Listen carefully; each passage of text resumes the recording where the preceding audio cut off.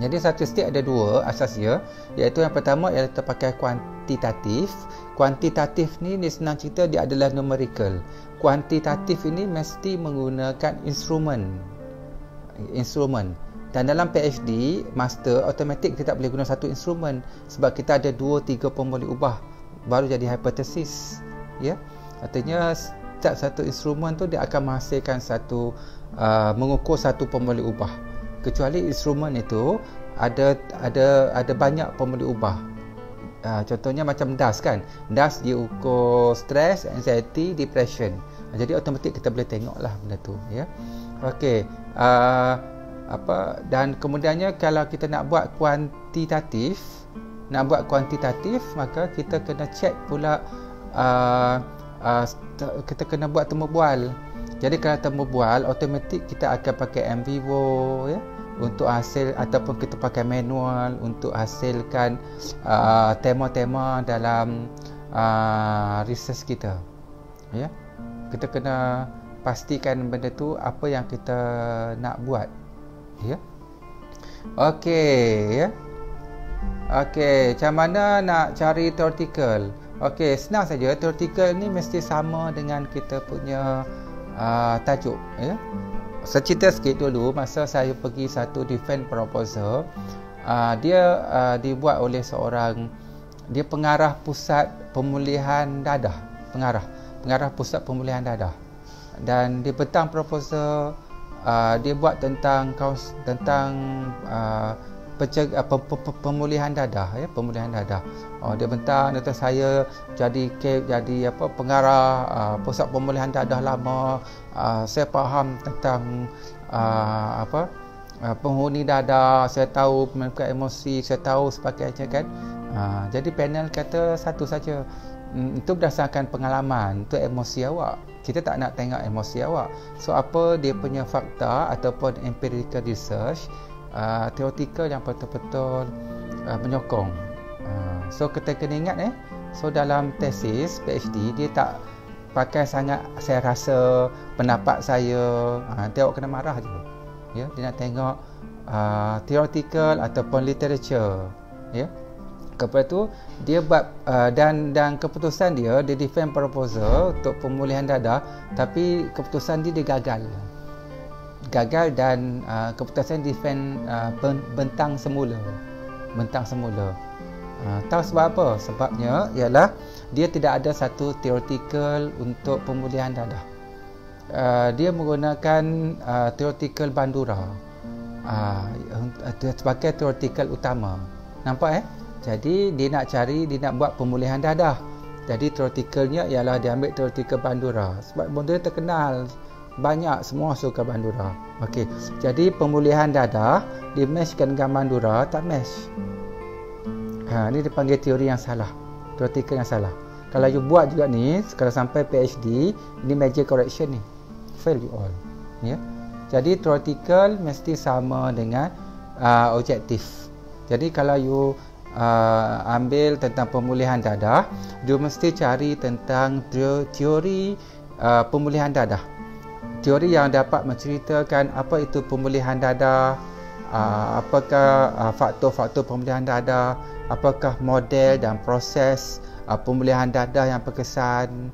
Jadi inilah yang berjaya untuk huraikan research kita. Jadi baru kita faham apa itu definition pemulihan dadah, macam mana prosesnya berlaku, bagaimana peranannya, macam mana modelnya, macam mana keberkesanannya, baru dia match antara research pemulihan dadah dengan teori pemulihan dadah.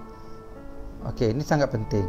Sebab tu dalam research lagi tak jumpa teori yang sama, you tak boleh teruskan research. Dia kena cari sampai jumpa teori itu, ya. Sebab tu kalau dia ambil pemulihan dadah tadi, bidang utama pemulihan dadah, dia ambil Bandura. Bandura ialah satu teori yang dibuat oleh Albert Bandura. Bandura adalah satu teori social learning teori Bandura, mengandaikan bahawa bagaimana manusia belajar melalui perhatian, observation, ya, daripada pengalaman, ya.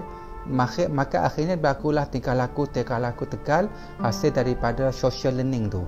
Itu dipanggil social learning theory. Dan kita kena ingat, social learning theory oleh Bandura ni, dia tak pernah mention pun pasal dadah. Dia tak pernah mention pun pasal pemulihan dadah, model-model pemulihan dadah yang berkesan, macam mana proses yang berlaku. Jadi macam mana nak pakai social learning theory ni dengan pemulihan dadah? Tak match.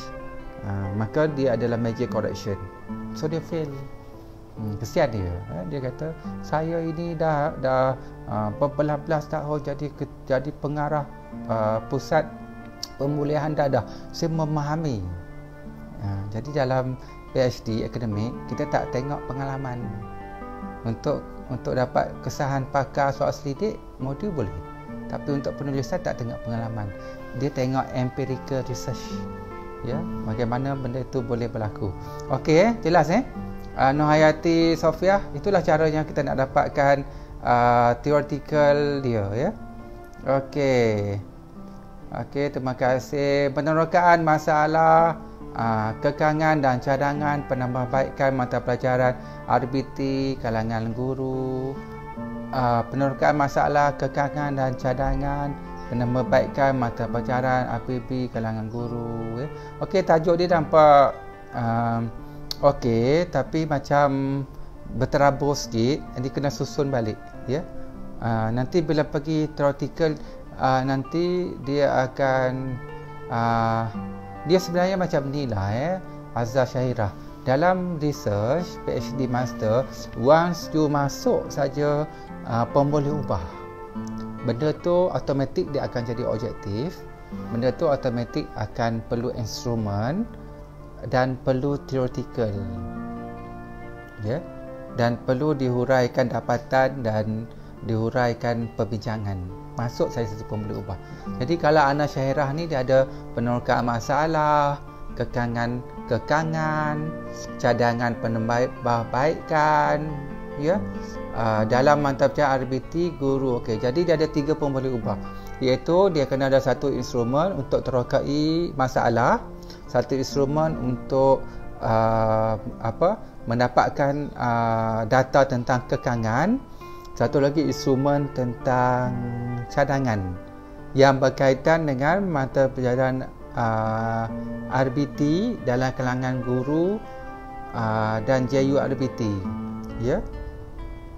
So tajuk ni sebenarnya dah agak jelas segi pemboleh ubah tu, Jadi dia akan terokai masalah, lepas tu lihat kekangan dan tengok cadangan. Tapi tajuk ni okey, kalau tajuk ni nanti dia akan lihat apa. Jadi kalau banyak masalah, jadi apa kaitan dengan kekangan dan apa kaitan dengan cadangan, ya. Jadi contohnya kita masalah RBT tinggi, maka kekangan pengajaran pun meningkat. Jadi cadangannya jadi susah sikit nak buat hubungkan research tu. Kerana nak buat model pun saya tak nampak sikit dia punya moderator factor kat situ. Ya, nampak Jadi tajuk ni lebih kepada tajuk paperwork untuk konsep paper, tapi untuk research dia kena detailkan statistik tu, macam mana nak gunakan. Okey, saya nak hasilkan kerangka pengajaran. Boleh? Boleh, kerangka pengajaran boleh. Modul intervensi kesyukuran kepada pesakit kanser payudara. Okey, Bos Rizal Kadil kan nak buat modul intervensi kesyukuran kepada pesakit kanser. Jadi saya rasa intervensi kesyukuran ni belum ada lagi. Jadi Bos Rizal kena hasilkan satu modul, ya. Jadi bila hasilkan modul, kalau hasilkan modul intervensi kesyukuran kepada penyakit kanser ni, maka kena lihat dua benda theoretical. Yang pertama, teori bidang. Teori bidang ialah contohnya ialah bidang bidang psikologi, bidang tentang kesyukuran tu, ya. Yang kedua ialah tentang bukan Bos Rizal Kadir ni dia ada modul intervensi kesyukuran tu. Jadi apa theoretical kesyukuran tu? Dia kena cari satu theoretical kesyukuran tu. Nak pakai teori apa? Ya. Lagi satu, bidang untuk memahami tentang permasalahan pesakit payudara tu. So nak faham macam mana. Jadi bila dah ada dua bidang ni baru dia boleh merge. Ini dipanggil theoretical integrasi ni. Contohnya nanti Bonizah Kadir akan dapat satu literature bahawa dia kata pesakit kansel kansel payudara ni dia ada 4 masalah psikologi dia, ya. Yang pertama, pesakit payudara ni dia rasa lost, ya. Dia rasa tak berguna dan dia rasa mungkin murung dan dia rasa mungkin tak disayangi. So teoretikal kita ada 3 sifat utama masalah psikologi orang yang ada kansel payudara. Okey, jadi masalah ini kita nak interventionkan dengan satu intervensi kesyukuran. Jadi apa intervensi kesyukuran tu? Kalau kita ambil dalam CBT ataupun neo CBT, maka kita akan memahami, okey, untuk kesyukuran kita mesti yang pertama kita mesti memahami konsep Tuhan, kesyukuran. Yang kedua, kita mesti tahu bagaimana untuk rasa bersyukur. Lepas bersyukur tu kita kena tunjukkan bersyukur tu kena sebut perbuatan, pemikiran, kata-kata kita. Jadi dia integrated tu. So untuk integrate tu kena ada satu theoretical. Okey. So bagus. Kaunseling pemulihan dada dengan pendekatan terapi seni. Okey, kalau nampak kaunseling pemulihan dada dengan pendekatan terapi seni. Okey, satu je soalan saja. Dah ada belum modul ni? Tak ada kan? So kalau tak ada, kita kena create.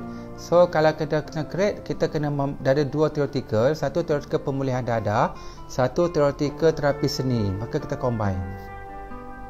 Baru kita boleh buat satu modul untuk buat rawatan, untuk lihat pre and post nanti, sama ada dia naik ataupun dia berkurang, ya.